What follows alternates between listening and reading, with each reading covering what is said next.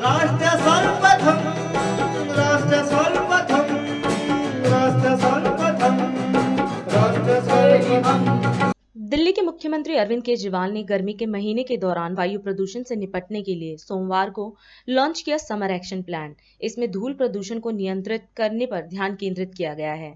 दिल्ली सरकार के पास वायु प्रदूषण पर अंकुश लगाने के लिए पहले से ही शीतकालीन कार्य योजना है।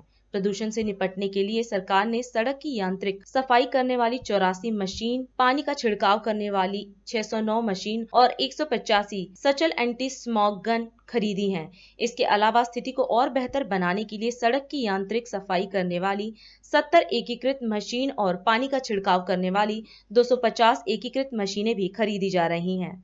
इसके साथ ही उन्होंने यह भी दावा किया कि दिल्ली में वायु प्रदूषण की स्थिति में सुधार हो रहा है। ये अपने आप में एक बहुत बड़ी बात है, बिकॉज पूरे देश में अगर देखें तो हर शहर में एयर पोल्यूशन की स्थिति खराब ही होती जा रही है। लेकिन दिल्ली में दिल्ली सरकार की कामों की वजह से और दिल्ली के 2 करोड़ लोगों के संघर्ष, मेहनत और सहयोग की वजह से दिल्ली में लगातार पोल्यूशन कम हो रहा है। हम आज समर एक्शन प्लान अनाउंस कर रहे हैं। इसके 14 मुख्य पॉइंट्स हैं। पहला है कि डस्ट पोल्यूशन सबसे ज्यादा इस दौरान समर्स के अंदर देखा गया है, तो इसमें हमने लगभग 84 मैकेनिकल रोड स्वीपिंग मशीनें लगाई जा रही हैं ताकि सड़कों की स्वीपिंग मशीनों से कराई जा सके, और 609 पानी के स्प्रिंकलर लगाए जा रहे हैं। इसके अलावा 185 मोबाइल एंटी स्मॉग गन भी लगाई जा रही हैं। ये तो वो हैं जो अभी हमारे पास हैं। इस बार बहुत बड़े स्केल पे हम लोग 70 integrated mechanical road sweeping machines हम लोग प्रोक्योर कर रहे हैं, खरीद रहे हैं। एक नया रूल बनाया गया कि 500 स्क्वायर मीटर से ज्यादा क्या जहां भी कंस्ट्रक्शन साइट्स हैं उनको अपने आप को रजिस्टर करना पड़ेगा, और उसके ऊपर हम क्लोज नजर रखेंगे कि वहां से तो मिट्टी नहीं उड़ रही। तो अभी तक 750 ऐसी साइट्स ने रजिस्टर करवाया है और उनके ऊपर सरकार नजर रखे हुए है। इसके अलावा जितना ओपन बर्निंग है, खुले में कूड़ा जलाने की जो प्रथा है, इसको रोकने के लिए 220 पेट्रोलिंग टीम्स बनाई गई है और रात को 176 पेट्रोलिंग टीम्स बनाई गई है।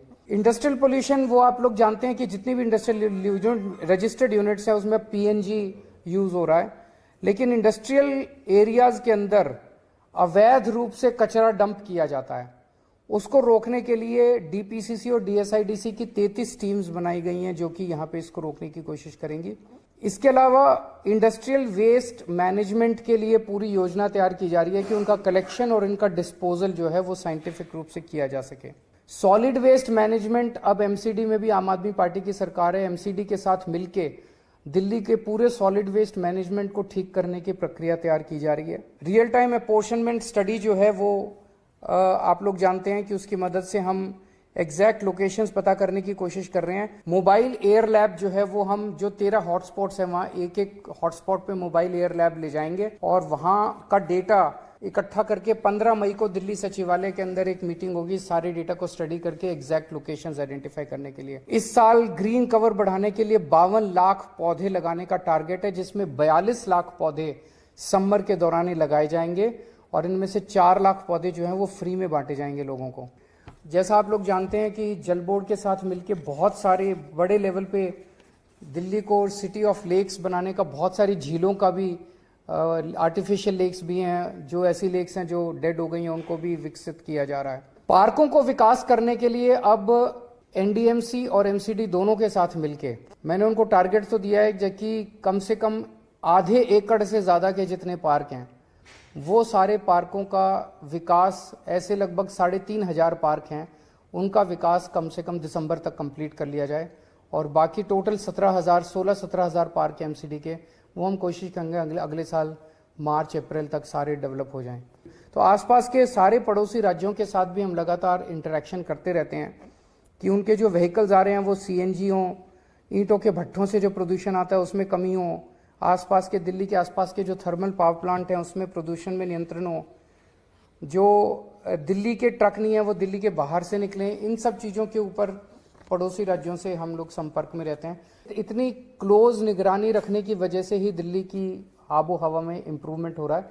मैं उम्मीद करता हूं कि जल्दी 1-2-4 साल के अंदर एक भी दिन नहीं होना चाहिए जो सीवियर कैटेगरी और वेरी पुअर कैटेगरी में हो।